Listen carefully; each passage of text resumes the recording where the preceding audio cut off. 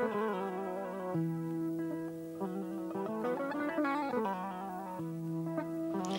calmini kala bandiraɗo keɗiɗen to wawi tawede.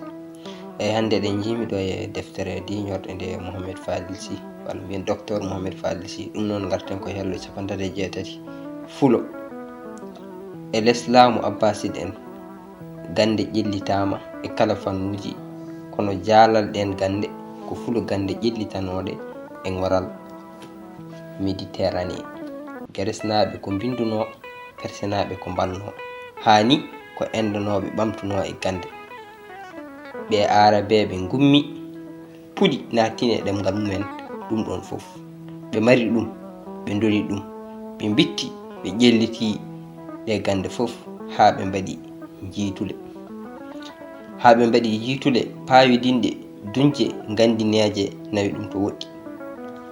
Nde ummital waɗi to Europe, nde ummital waɗi to dongre Europe caggal duuɓi ujunere niɓɓe hakkundere. Pilñete mbaɗi, kono kadi pilñete gande e hakkille mbaɗi. Ɗemgal latin kelnunogal watti lurdede nde François gadano fiiral lamɗo Faraysi o lawɗin ɗemgal faransere. Nangironagal ɗemgal bedda o watti ɗum e jonde latin joɗino. Gergal defte uddita fulo waɗa ha ngal ɗemgal rokka sembe ɗemgal lamorgal jangirgal. Kono ko adi ɗum kadi ko garesnaɓe ƴogono Misra Kemet fof ɓe mbattu e ɗemgal maɓɓe, ɓe jokki wittoji ha hokki hande ko anda e maɓɓe ko. Limtinarenmi on ɗe geɗe, limtanirmi on ɗe geɗe ko ha ɓura famnade wonde fulo ko lawol ɓoygol ngol renduji kewɗi ndewi ngam ñibde gande e nder mumen.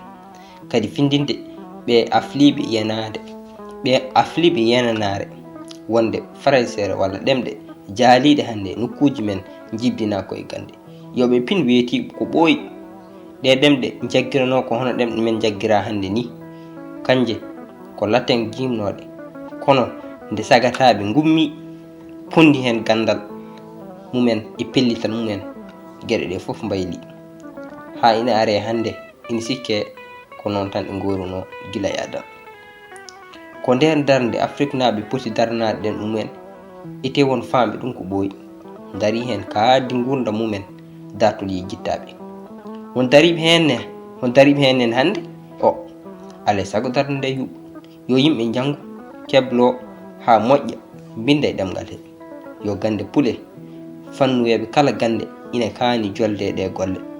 Wonɗo gergal men yettoto ko alay sago ɗemɗe ɗen guura, so duɗɗe janti hen, so gergal ngal yettaki ɗon mayde majje jombani.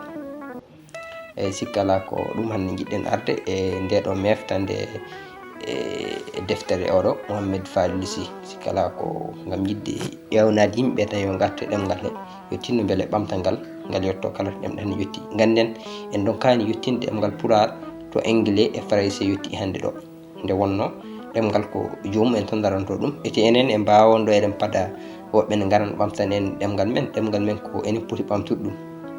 E ɗum noon ko ewnago tan fadde dendagal Pulaar yo tinno ha arte sukaɓeɓe, yo tinno sukaɓeɓe beele ɓe nehe ɗemgal he, ɓe jinna ɗemgal ngal. Ete yimɓe eto fulde gande ɗe, moni kala e men ina sohla nde wolde ko wolde huɓtidinde leñol ngol ina sohli dendagal terɗe muɗum e kala fannuji e gande hande. Min jogui hande anduɓe hewɓe e gande kewɗe, gande certuɗe. Ɗum noon en cohli ɓen yo gartiran en ko jogui ko, gartiran en e galleji meɗen beele mbawen naftorade no hannirta ni henna.